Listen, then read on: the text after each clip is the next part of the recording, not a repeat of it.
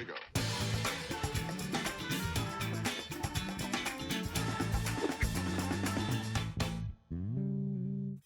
Hello and welcome to Set Talks, the podcast that helps you navigate and connect with the Colorado film scene. Today we're diving into a topic that's more relevant than ever, the power of social media and self-promotion in today's creative industry. Joining me is someone who lives and breathes this space, Dannielle Stewart. Dannielle manages the social media and the newsletter for the Colorado Film and Video Association, better known as CFVA. Definitely should look into becoming a member of CFVA. They, great events. Everything they do is awesome, especially if you're in the video production space. Great networking. She's not only the voice behind the CFVA's online presence, but also a key connector in our creative community, helping artists, filmmakers, and production professionals find their audience and each other. Today, we're exploring how creatives can use digital platforms to grow their careers, the do's and don'ts of self-promotion, and where the industry is headed as social media platforms start to rival traditional Hollywood. Dannielle, welcome to Set Talks. I'm excited to dive into this with you. Thank you for being here. Thanks so much for having me. Yeah, we've been wanting to get together for coffee, and I feel like this is that. Basically the same conversation I wanted to have with you to pick your brain on social media. So I'm stoked. How's your week going? Busy. I kind of do for a living what I do for CFVA, and we just are not. It's normally summer's quiet, and it is not quiet. Is that right? Yeah, I'm in the same boat. This has been a crazy week. And what was the company you work for, if you're allowed to? I work for the Angel Capital Association, so early seed stage investors. It's a 501c6 trade group, and our members are individual investors and also angel groups like Rocky's Venture Fund here in Denver. Okay, is the biggest example in this region. Nice. And then, just to kind of kick this off, can you tell me a bit about your background and ultimately how you got into this role with the Colorado Film and Video Association? For sure. I came out of a more journalism track. I went to the College of Journalism and Mass Comm at UNL, a wonderful program where I could specialize in advertising. I majored in advertising. So it was both the creative communications as well as training as a journalist, being able to defend your work, making sure that it's done correctly. And I've worked in in-house marketing on and off for most of my adult life. I started at biopharmaceuticals at 19, and I've done all sorts of things around marketing. But a few years ago, I got to work at least half time in my job as a producer.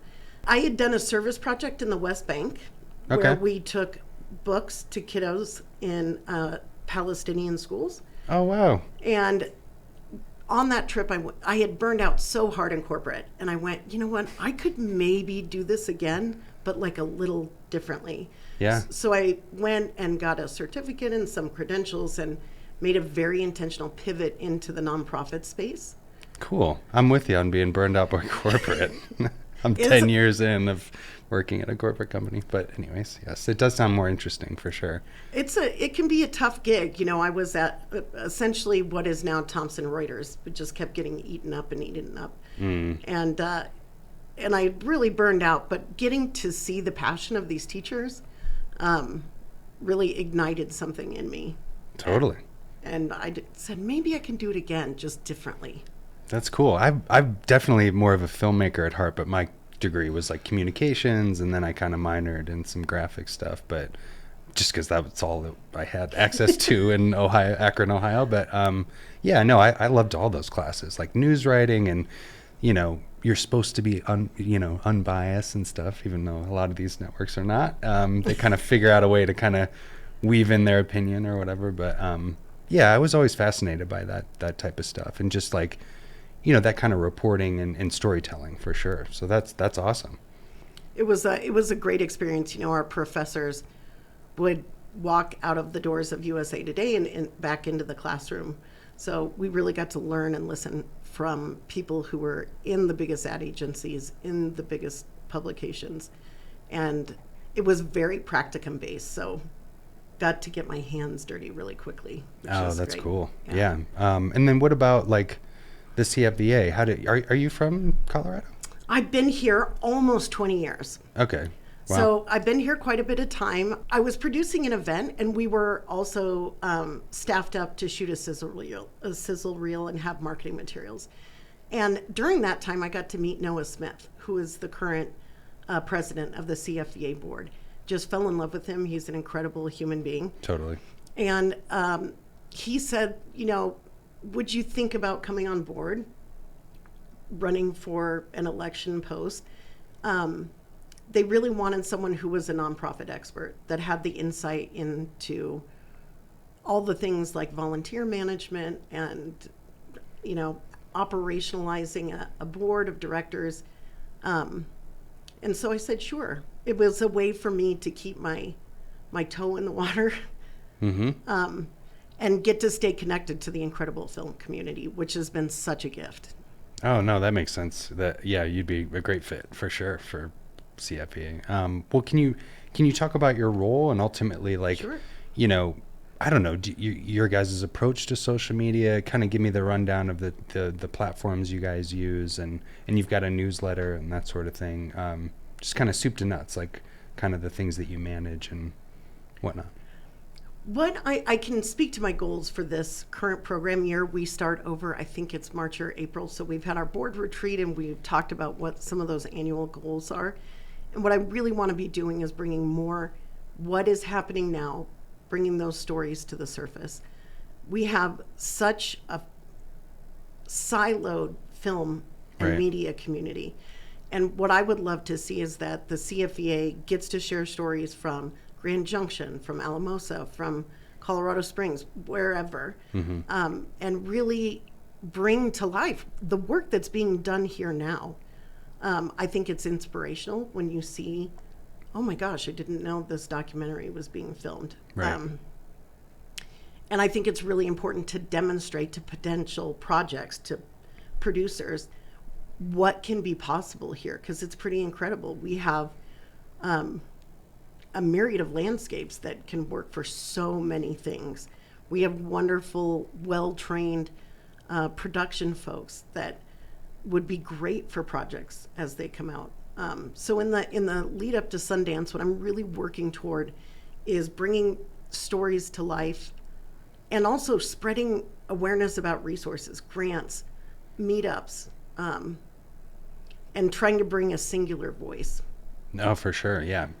There's a lot of really cool stuff going around here, but a lot of times it's like people kind of working in their own teams, or certainly the landscape of Colorado with it being kind of a lot of smaller towns or whatever, or cities like kind of spaced out. I think, it's not even just like video production. It's most things like even like mountain biking groups that I've talked to guys about where they're like, the people down in Colorado Springs, they think the Denver people have their nose in the air and this and that. And, and I think it is just logistically like we're all spaced out, and I'm from Ohio, so I'm kind of like, oh, really? This is all the same to me. I don't think less of any of these people, but, or I don't understand like any kind of drama that might be going on or whatever. It's like, whatever. But, well, can you touch on the social media channels that you guys have, and like, just to kind of touch on that, just so too listeners should follow these channels, and you guys do have all kinds of events that are always going on, and I feel like you guys are always posting good stuff.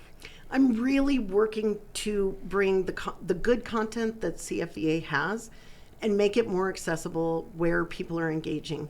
So LinkedIn, for example, isn't something that historically CFVA used much.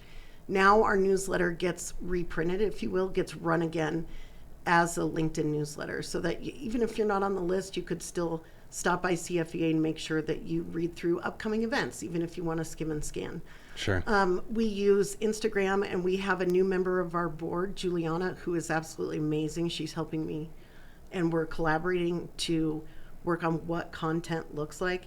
We're also very, very intentionally working on bringing to the forefront the important messaging around inclusion in video and film production, and as well as equity, and what does that look like. Sure. So we have some incredible new board members that their role is one is the community development, another is access, and we're learning so many things in real time during this board year, and it's allowing us to inform when we meet with the film office, when we meet with Sundance, when we go chat with Bruce in Boulder. It gives us new insights that we may not have had before. So I think there's a lot of momentum and intentionality. We're certainly on Facebook and Instagram. We have a newsletter that you can sign up for. You don't have to be a member, and it's really replete with good information. What my goal is to have folks send me their content. Right now, it's kind of a scavenger hunt. So I try to check in with so much business happens in Colorado in these niche Facebook groups. Certainly the biggest that I think of is Find. Right. And so if we have an important post, it goes up on our Facebook page as well as in Find. Okay. And you know, I am trying, when I see opportunities, whether it's education, I'm happy to host events on the CFVA calendar. So that's really one of my goals is to do less treasure hunting and have people send me their content. Sure. Because what I want to do, my goal is always value first. It's not fluff. So if I'm posting, what am I offering of value first and asking second, which I think is really critical in the role that I have right now. I've, for example, driven our email open rates to over 55%. And really, wow. Just I sit in on all these meetings at my company, so that's quite an open rate. I feel like even just like 15% is like good sometimes, but I'm not an expert. And really, what I said to them was, you're talking about yourself on repeat. Let's come. This is value first. This is community building. This is how may I serve before I ask for something in return. Sure. And that's really what I would like to get out of our social media, offering value, making sure that it's meaningful.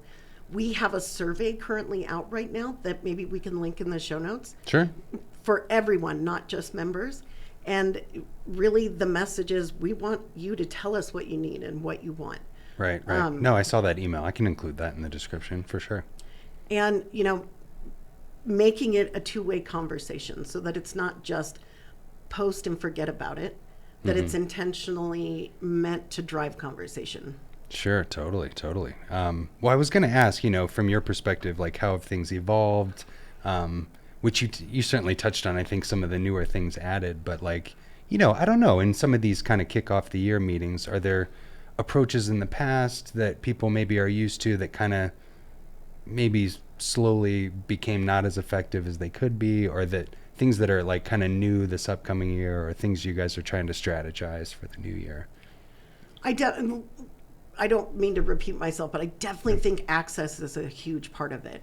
Yeah. So, well, like the siloed thing, and that was in that Colorado film study as a big element to why, you know, kind of why we're limping a little bit in our film industry here, is because everyone's siloed. But yeah. It is interesting how strong Facebook still is for the Colorado film community. In many other, you know, as a consultant and as a full-time marketer, I manage 10 or 15, you know, Facebook business accounts. It is not true for every industry or field that Facebook remains so strong. That's got a stronghold in Colorado. And, you know, for now, I just want to meet people where they are. So I'm still, but, you know, when I want to send a message that is statewide, I have to go to 10 or 15 groups and then post my information for CFVA, wait for an approval. It's just a little more time consuming. So everyone should just follow CFVA and then you'll get That's true. And again, the membership is worth all the events that you guys put on alone, and not to mention the resources and whatnot. Well, yeah, I mean, you know, generally this discussion is kind of to help people, lead people in the right direction of kind of their approach to, you know, social media. So just as a kind of getting into that, it's like, you know, why do you think social media is essential for today's artists, filmmakers, video professionals? Because some people are not into it, and I was very much included in that. I'm still just okay at it. Like, why is it important for people to kind of self-promote essentially, or at least get their work and their name out there to the community? Personal branding, right, when you're thinking about how you present yourself to the world, can include many tactics, and some of those, we're focused today on social media, and that is a big part of it. I just, for a friend, did a review of their LinkedIn profile and went through all the areas where web crawlers and the algorithm is looking for information and details. It can be uncomfortable, right? Especially, if you look at, there's so many introverts in editing, or different areas of production. I'm included in that. I don't know what I'm doing here, to be honest with you. Like, I am not an in front of the camera type of person usually. Well, you're wonderful. I love your show. Oh, thank you. But it's necessary. Totally. If you want to stand out, if you're working to build your own book of business, word of mouth only takes you so far. And when I think about personal brand marketing, I think about it as everything from the way you present yourself at a networking event, to your materials, to social media, certainly. Even for me, it can be uncomfortable when I'm working on my own personal brand. And almost inevitably, those selfies are painful, right? But inevitably, it drives a coffee, a call, a lunch. Yeah. Somebody goes, oh yeah, Dannielle, right? Like, social media is just a critical part for a few reasons. One, you can essentially do what you want to be doing on your own. There's a really great interview with Patton Oswalt, where he talks about how crucial it is. You can't sit around and wait for the agent's phone call. You can't sit around and wait for the director or the producer to call you. Right. You can be making the things that you want to do. If you think about, even if you're just taking a day, you want to be doing commercial, you want to be doing product, let's say, do it. You have a 4K camera in your pocket. Right. It's, there are endless applications to post, and you're demonstrating. It's kind of proof of concept, right? This is what I'm already doing. It's if you keep it fresh and exciting. For sure. I think have you had him on the show, Robbie Conaway? Yes.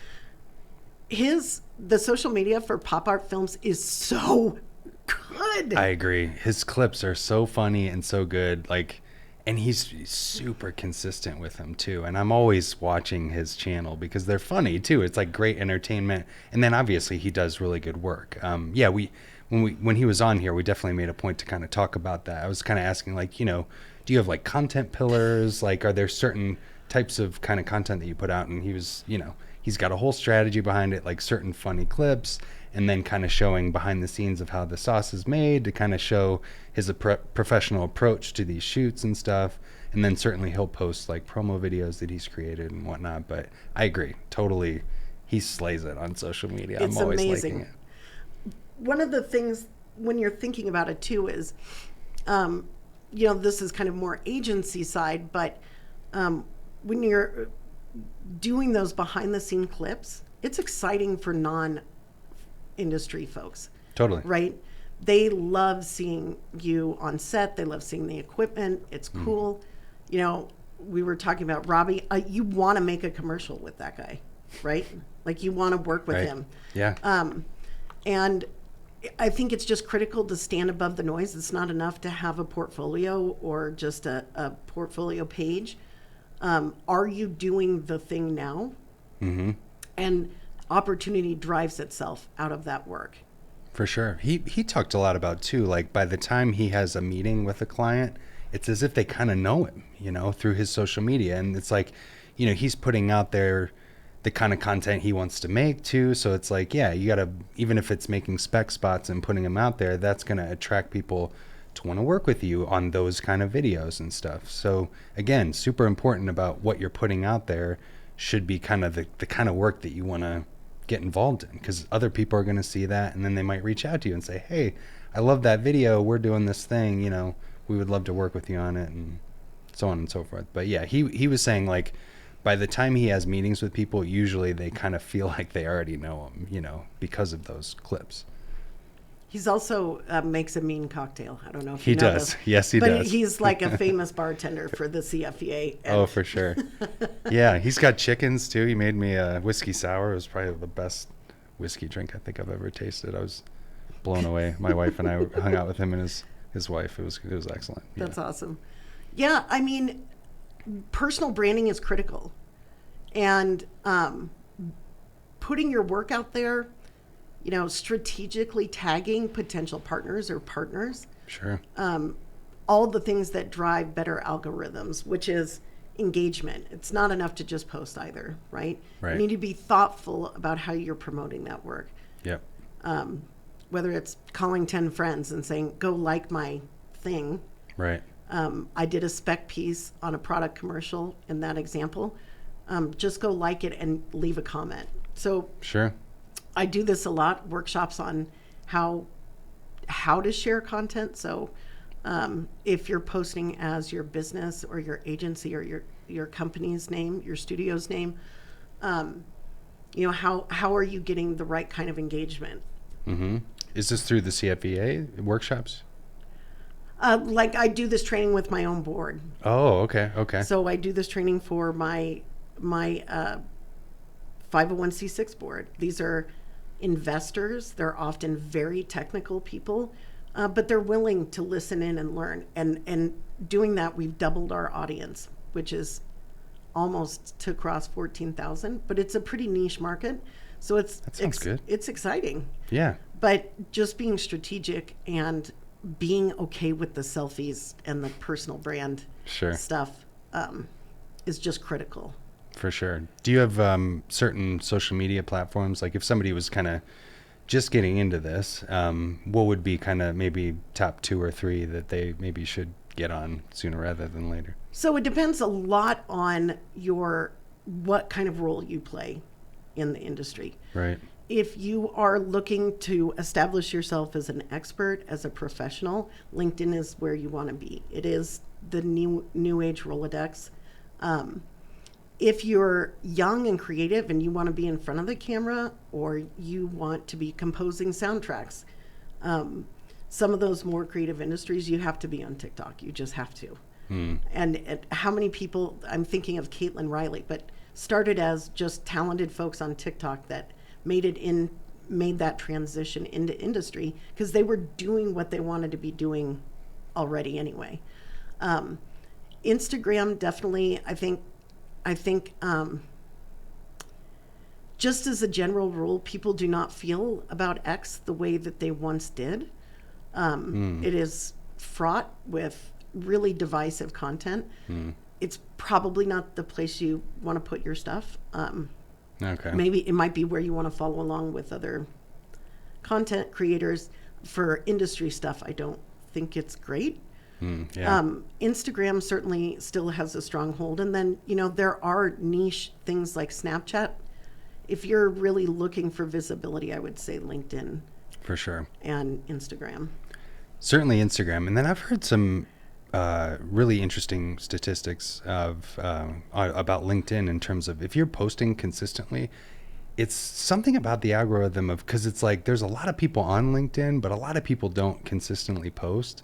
And if you're somebody who's kind of treating LinkedIn, well, it is a social media platform, but like treating it with that level of discipline to be posting all the time, I guess you're really going to get rewarded a lot more than some of the other social platforms, just because like historically people aren't treating it as much that way. I mean, it's probably changing now, but like, I've definitely heard that if you're pretty consistent with it, that, you're definitely going to be kind of rewarded on that front as far as like people seeing it and whatnot. Well, as far as like, as I said, like with Robbie's stuff, like content pillars and stuff like that, do you have any kind of recommendations? Because some people might not know where to start. And, there's all kinds of ways to like low-hanging fruit of like reposting stuff. Right. Do you have kind of an approach that you would give to people for different ways to post content? One of the things that works so well are listicles. Listicles? I feel, what is that? So as opposed to a long form newsletter with block content, it's bulleted lists. So if you're thinking about things that are easily digestible and quick learning, Let's say you go to Cannes and you come back. What can you do with that? You could write a post where you do 5 key takeaways from this year's event. People like the shorter form, digestible. It's kind of where BuzzFeed started, right? BuzzFeed is the originator of the listicle. Okay. But it's an easy way to plug in, prove yourself as an expert, demonstrate your niche, your focus, your areas, and contribute some good to the community as well. When it comes to reposting, you always want to repost with comments. Mm-hmm. And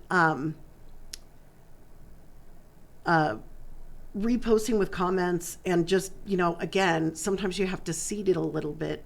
Hey, so-and-so, would you please engage with this post? Okay. Yeah.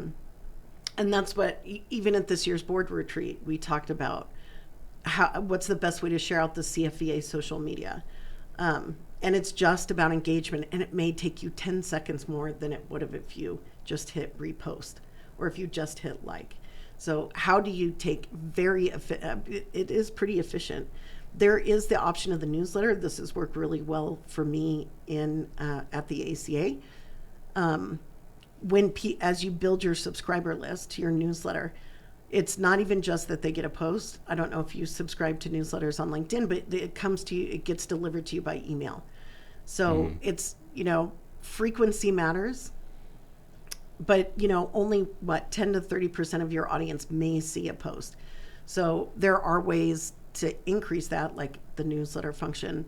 And frequency just matters, like you said. For sure.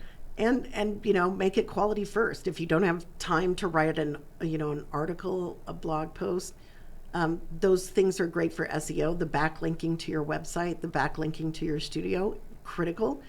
But if you don't have that time, I bet you could sit down right now and come up with 5 tips that make this process easier. Sure. That would be a great lessons learned for somebody interested in tapping into Denver community media or starting a podcast. And those are valuable things. And it says, Nick's an expert. No, it's great. Right. Thought leadership content. Absolutely. Yep. Even if it's just like you said, maybe it's like a reminder in your calendar at 4 or 5 o'clock every day. Just like, what did I learn today? And how am I going to approach it next time? And that's your social media piece of content. Your thoughts on that. And that kind of content too. Like, people want to know that we're all in the same, we're all having the same struggles, because sometimes on social media, everything looks perfect or whatever, which is obviously not the case. Right. So it's like, that was something I think someone at South by Southwest told me that. They were like, okay, just at the end of the day, take a half hour to write what did you learn today? What obstacle did you run into? What did you learn? And how would you approach it differently? And just get into that habit, which, I need to do this. So, I'm not an expert, but that was, I thought, a really interesting, just kind of, again, low-hanging fruit option for someone. I make it a personal choice to never use AI where I would hire someone. Sure. But there, as we're talking today, I will probably take this transcript. I will probably build a bot in AI and say, help me translate the great ideas that Nick and I exchanged into social media content. Sure. As someone who, most of what I do, all our work for CFVA is volunteer. We're all just volunteers. It's a volunteer-led board and organization. I wouldn't have time to hire someone for that. That just wouldn't be what I would do. I would have these great ideas and go, I'll get to it. Sure. So there are ways to say, I'm going to invest in this great conversation, the time that we're taking now to talk about personal brand and social media and how critical that is. How do I get the biggest bang for my buck? I think this comes in large part from being in the nonprofit space for so long, where it might be a shoestring if you're lucky, right? It's probably more like a wafer that you're running on a budget. Sure. But there are ways to maximize what you're doing. Yeah. And kind of, right. Like, a podcast or even just, like recording that conversation, it lends itself really well to social media content, because it's just at the end of the day, it's thought, like you said, thought leadership content for whatever it is that you're focusing on and trying to promote. But yeah, well, I mean, we touched on like Popart Films. Any other, like, I don't know, do you see anyone in the community that's doing a really good job with social media that, you know, for our listeners, it's like, you know, maybe you should go follow them, see how they're approaching it, come up with your own version, or take tidbits from different people. Anybody? Yeah. Farsighted Creative does a great job. You know, they're starting a new doc, and I'm excited because they said we're getting ready to go down for our first, I don't know if it was a recce day or if they were doing pre-interviews. Certainly Tyler Trapod, the Granite Gaffer, his stuff is so good. For sure. As I said before he jumped on, I love his lighting diagrams. I'm working to get him on here at some point. I really want to like talk to him about, just because he goes on some serious shoots all the time. And yeah, those diagrams are super helpful. Yeah. To show, like, he always like kind of breaks it up into the shot and then the lighting diagram underneath of how he achieved that. And so helpful and so valuable. You talk about like providing value to your audience on social media. I feel like that's excellent. And again, I got to have him on here. I would love to hear about just his approach to doing that and his discipline to kind of, I don't know if he's just doing that after every shoot and posting or what, but yeah, and he's community driven. He does lots of community building, is that right? Which is really cool. You know, I'll give you not everyone necessarily likes this, but a lot of us give presentations or we're asked to be parts of panel. You're already doing the legwork. How do you turn that into digestible content for someone to tap into? Yeah. I teach a class at Charity How To, and a lot of it is just helping people understand story structure. It's not even really about video, even though it's got video in the name. But, you know, what are interviewing techniques? If you can't show the closest to impact, what are some methodologies? But I can take a slide or two and make social media content out of that. Oh, for sure. Like if especially if it's recorded too. If you have access to like iMovie or some kind of, you know, easier access editing software. Yeah. Like pulling clips from just like a podcast. Yeah. From your presentation. That's excellent content for Instagram, LinkedIn, you know, and, ultimately too, it's like if people start to comment, you're making those connections. And yeah. I just feel like people often don't give themselves the credit for what they're already doing. Right. And, you know, it might be as simple as you're working on your personal brand, you're working on what people see about your expertise. You might just sit down and an exercise I use a lot is forget camera, forget interview. How would you describe your business to me? How would you describe what you do to me? How would you describe you to me? And then helping them structure that in the why, how, what framework. I feel like people don't give themselves enough credit that they're doing this kind of great work already. Right. No, my next question was, you know, and I know we've kind of hit on it, but like, just do you have any advice for people that might be a little bit sort of on the fence about it? They kind of know they need to do it, but they just can't quite work it into their schedule, or they don't know where to start, you know. Start with the profile. That's an easy thing. You don't have to create new content necessarily. Whether it's Instagram or Facebook or LinkedIn, it should feel like you. It should feel like your brand. And sometimes the exercise of choosing a header image, you know, LinkedIn in particular, it's really a billboard, right? Yeah. Choosing your mission, you know, your why. There's all these nooks and crannies, but forcing yourself to sit down and write about those things. I find when I'm kind of hung up, anxious, not sure, sometimes just reviewing the things I'm already doing, having to put it to words, I go, oh yeah, okay. So even if you just want to start with the profile, certainly, again, this is like my perspective outside industry, looking in, even with creative talent, unless you have big bucks and you've got a big studio and an agency, a lot of times people are still looking at your resume on LinkedIn to see what kinds of things you have there. So even if it's you really polish your profile and you've got one solid post, you know, that's at least some substantive meat that when someone goes to check you out, it's there. Right, right, right. You know, and yeah, it's definitely important to be promoting and pushing out your own content, but also like engaging with other people's content and having these conversations on these social media platforms. You know, can you talk about that? You know, is it okay to message someone in their inbox and like try to have coffee with them? You know, I don't know. Do you have any kind of advice for the other side of the coin, which is to, you know, be involved in social media and the networking aspect of it and commenting on other people's stuff? So, especially when in a job search, if you're thinking about a job search, I want people to recognize my name. It takes so little engagement for you to become a regular, and marketing folks and program folks will notice that.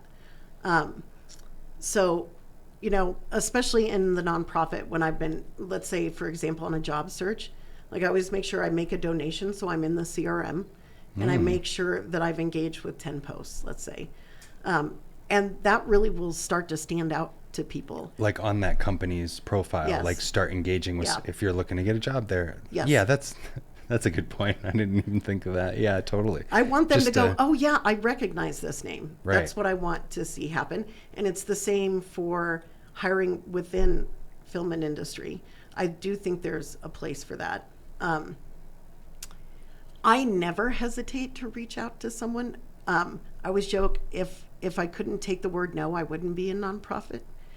I have absolutely done that with success. There's someone that I find interesting, someone that I think I could learn from or network with. You know, certainly I try to come same philosophy with something of value. Can I buy you a cup of coffee? Yeah. Try to make some offer of value first before the ask. But for me, it's worked pretty successfully. And certainly there are times where someone says, you know, I get a lot of these requests. I have a consultancy fee. And if I can, great. And if I can't, Yep. that's okay too. But I would never hesitate to reach out to an expert. For sure. I'm in the same boat. Most people are super receptive. I have had a few people that said, well, I do $100 an hour for Yeah. my consultation meeting fee. But 9 times out of 10, everyone seems like pretty cool. And, you know, you don't want to be pushy, but it's like, especially in this industry, people are really busy, you know, and it's like, if you reach out once and they maybe didn't get back to you, that doesn't mean that they're like, oh, this person, Right. you know, it just might mean that they're really busy. And, you know, I always kind of politely follow up, you know, and just kind of keep on it. And I guess I'm just used to it now. Like at my work, it's always hard to nail down people for shoots and stuff. So I'm like, just fine with like chill about it. But like, I think some people might be a little hesitant about Sure. following up too much, or they send one email and they're like, well, they didn't respond, so that's that. And Yeah. it's like, well, okay, you reached out one time, and it's like, if this person's a filmmaker, a producer, or whatever, it's like they're probably really, really busy. Yeah. They're, you know, so I would just encourage people to kind of be politely persistent, you know. I think that's a great way to look at it. Yeah, cool. Well, yeah, I mean, like, so, you know, aside from just social media and networking and the value that it has, you know, I don't think it's certainly replacing all like networking and interaction in person and that sort of thing. It's sort of the beginning, or it widens your scope to be able to get to those places. So, yeah, I just had on, you know, can social media really replace traditional networking? I would think not, you know, or is it more of a supplement, would you say? I think if you're looking at it as either your agency, studio, or personal brand, starting with the why, how, what, making sure that you know your own message. You've gone through the steps to identify your goals, because that's a step that so often gets missed. Well, I have a LinkedIn because I guess I need one. I hear that so often. Mm-hmm. You should start by making sure you understand your identity, your brand identity. Come up with the goals that you have. Is it business development? Is it networking with new talent to build your bench? Is it getting new, like, straight opportunities? So sit down and work through the goals, and then look at the tactics available to you in order to achieve those goals. Yeah, for sure. And, you know, can you can real relationships like through social media be had, do you think?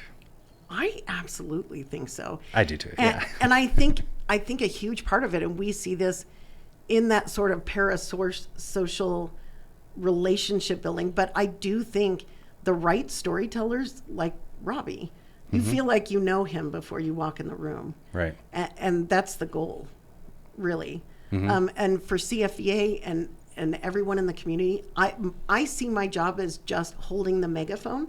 The great stories are out there. The work is being done by talented people like you, like, the CFVA membership. I just see my role as being the mic holder and Yeah. elevating those stories, because there will be a tipping point, right? If we are doing the storytelling, I think it's something that storytellers forget, is to tell their own story sometimes. Sure. And I just want to help that along the way across Colorado.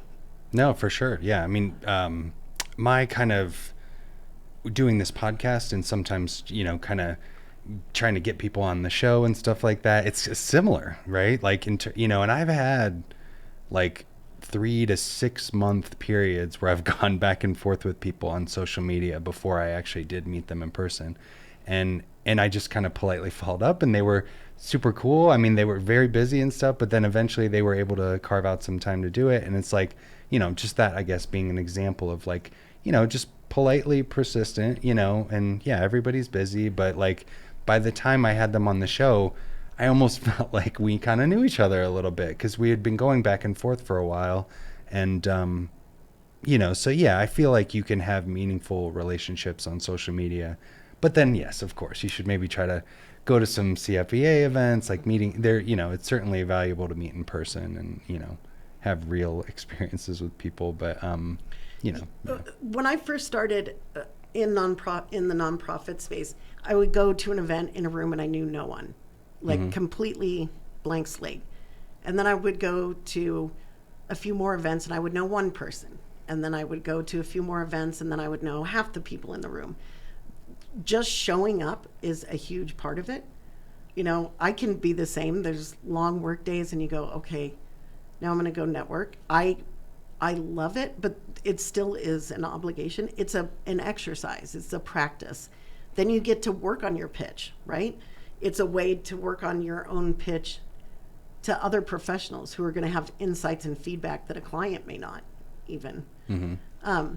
I do think you can build meaningful relationships, and there's something about access.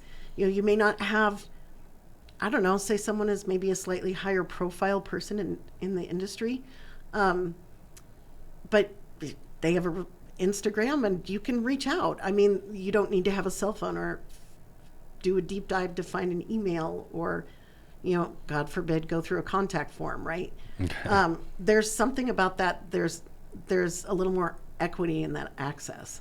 Sure. Well, let's, talk, I guess, a little bit more high level about some of this stuff. So, it's like we're seeing YouTube creators, TikTokers, and independent artists gaining massive following sometimes if they strike the right chord and whatnot, and getting funding even sometimes, like for projects and stuff. What do you make of this shift? It's like I follow this guy. Is called his Instagram is called Producer Patrick, and he's like this guy out in Hollywood that's always talking about how like Hollywood's crumbling and it's like going to other states and this and that, and a lot of it has to do with like there was some statistic about YouTube, like YouTube TV and just like YouTube on an app on your phone is like it's a percentage in terms of eyeballs that's challenging Hollywood, I guess, at the moment. Like more people are watching YouTube and whatnot than they do like go to the cinema and stuff like that. So like social media is becoming its own kind of network to be able to like tell stories, make content. Like, I don't know, what are your thoughts on that? Like, where do you see things headed in terms of the community side too of like a project? It's like, you're making a film, but there needs to be like a social network behind it to like be building your audience as you're creating your film. Like that's, I feel like maybe a given at this point, like that you need to be focused on that stuff. But yeah, I don't know. What's your take on that sort of stuff? I feel like the conversation is similar to what I read about in journalism school about the advent of cable TV. Oh, this is going to completely stray our audiences. They're going to be all over the place. How are we going to track metrics? You know, there was this panic leaving network, right? When that's really all there was. I think there is an equality that is a part, at least equity, that's a part of being able to tell your own story your own way and not needing to even necessarily invest in equipment. We're seeing people be journalists in real time right now. Right. So it absolutely, you can even see from, pick any HBO show. Bryan Cranston doesn't want a social media presence, right? But it's kind of a part of their press junket. It's kind of a part of what's expected. You can definitely tell talent, especially on-camera talent, who is doing it because it's obligatory. Mm-hmm. Like they have 84 weeks since they posted, was their last movie came out. But I love that people can create content and put it up, and there's a lot of access in that. It's not sort of this elitist, untouchable thing. Yeah. And it's a good way to practice, but I do think it's critical for sure. And certainly I haven't talked that much about YouTube, but of course that is critical. If you do something wonderful and beautiful and you're able to post that on your YouTube channel, what a great opportunity for potential collaborators, potential productions to see your work. Yeah, absolutely. Yeah, and I mean things like my wife's a photographer, Instagram, it's like she's always posting her work, and I follow a lot of actors that are, sometimes they'll be like reading a monologue, or it's like, as opposed to like waiting for the opportunity, it's like just start creating your own kind of opportunity on your social channels so people can kind of see what you're capable of. I feel like it just really gives creatives access to not have to wait, as you said, to kind of make content and whatnot. Just you can produce it yourself. Yeah. Everyone's got a little, like you said, 4K phone for the most part, and just start doing it, and then that'll attract like-minded individuals, the kind of people that you want to partner up on with projects and stuff. You think about shows like Broad City, and where those two actresses, they're so talented that they would have seen success, I believe, but they started Broad City as a web series, and were early adopters into YouTube and streaming markets, and got a show pickup, and that show ran for 5 or 6 seasons. There are many examples of that, and so, I think it's nothing but a great opportunity. I'm not saying anything about the policies for creators versus that platform. I don't have that level of sophistication. I think it's a great opportunity. If you think about young budding filmmakers, right? Young budding editors who want to collaborate with their friends and they're learning editing, they're kind of hitting accelerate on where they are in their career. For sure. Yeah. And again, like, I feel like more and more we're probably going to see like a hybrid of like a film gets made or a TV show gets made, but there's little episodic pieces that are on social media and whatnot, like along with it. So it's going to be interesting to see how things kind of transform. And then I don't even know what AI is going to do for all of this. I think it's just going to make it, again, more accessible to people that wouldn't have it otherwise, like to be able to kind of, I don't know, do some special effects or, put something together and put some content out there. But I don't know, like so to kind of conclude, I mean, where do you see all this going as far as like social media and in kind of in conjunction with creative? I mean, we kind of touched on it, but like, I see it as not so much as an obligation and something you should be doing, which you should be doing. Yeah, right. But it's an opportunity to tell your story in your own words, in your own way, in your own images, whatever that looks like. Certainly does everybody on a crew want to do this? Probably not. If you're in a role where you're doing any kind of business development, I think it must be a part of your process, but it's also an opportunity. For sure, yeah. Well, just to close out, I mean, like, how can listeners follow you, your work? Definitely want to plug the CFVA, like, because ultimately just the access, everyone who's listening should go become a member and go to the events and stuff. You guys do a lot of really great workshops on social media, lighting, audio, all kinds of stuff, acting stuff, producing, everything under the sun. And I would definitely encourage people to go onto the website, look at the event calendar. But yeah, and also just kind of see how you guys approach social media and whatnot. But yeah, where should people go to connect with you as well as the CFVA? Sure, my Instagram handle is a good way to do that. It's Nonprofit Pro, Nice. and it touches lots of different areas of things. I feel so privileged to get to be a part of the CFVA board and serve our community. I have a special code that I'll put in the show notes for Oh, cool. for a summer sale on membership if you're considering for $20 off. Certainly be following WIFMCO. They do amazing programming. For sure. Come to our Pros Ask Pros. We have a big summer barbecue. We have some pillar events. So in September is the summer barbecue. We do a Halloween party where Robbie usually bartends. And there's a holiday party. And then the State of the State is in February. So even if you're not ready for membership right now, come to an event. It's like $10. Right. And if you come find me, I'll probably just comp it, right? We just want you to come and see what it's like. Come in and be in the room. And,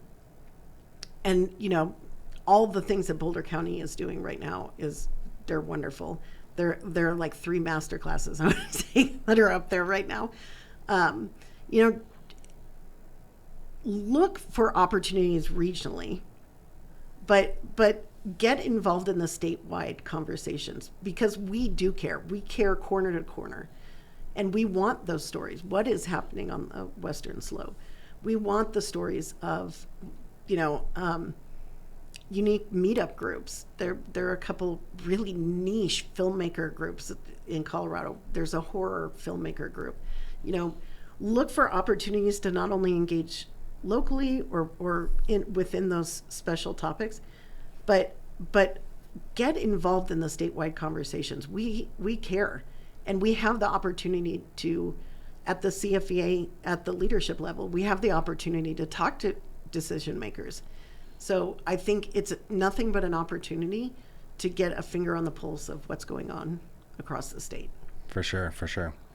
Well, I'm a member, and I've enjoyed every second of it. I'm always like kicking myself when I can't make one of these events. Like you guys just did this like one at a school where I think it was like mocap and stuff, and I was like really wanting to go, and I was out of town for work. I think was it last week? It was so great. It was the Future Production Summit. Yeah. With Key Code, and Canon was there and a few other vendors. The presentation topic was on using AI within a production workflow. Oh, cool. So okay. Again, not a replacement to anything, but rather capacity building in your work. And I had to sit at the front and I missed the lecture. Oh, that sucks. Yeah, I really wanted to go to that one, but yeah, I've been to the barbecue and I've had a few of Robbie's drinks. You should definitely go to the Halloween party. He makes amazing drinks. But yeah, no, definitely worth the membership easily. So yeah. I always say if you're a person who might feel more shy or uncertain, I'll be your wing woman. There you go. Yeah. So you just message me. My name is a pretty unique spelling. Dannielle has 2 N's, 2 L's. It's pretty easy to find me. And I'll be your wing woman. Sounds good. Sounds good. Well, I will link all this stuff in the description. Yeah, that people should reach out to you, connect with you on LinkedIn. Certainly go to the CFVA website and become a member. And yeah, thank you so much for doing this and coming on the show. I really appreciate it. I got to get Noah on here to talk about, since he's the new president, the next quarter coming up of what you guys got going on in the CFVA. But yeah, thank you for doing this. I really appreciate it. I thank you for having me. This has been a blast. Awesome. I'm glad. Well, this is Set Talks, the podcast that helps you navigate and connect with the Colorado film scene. Thanks for tuning in.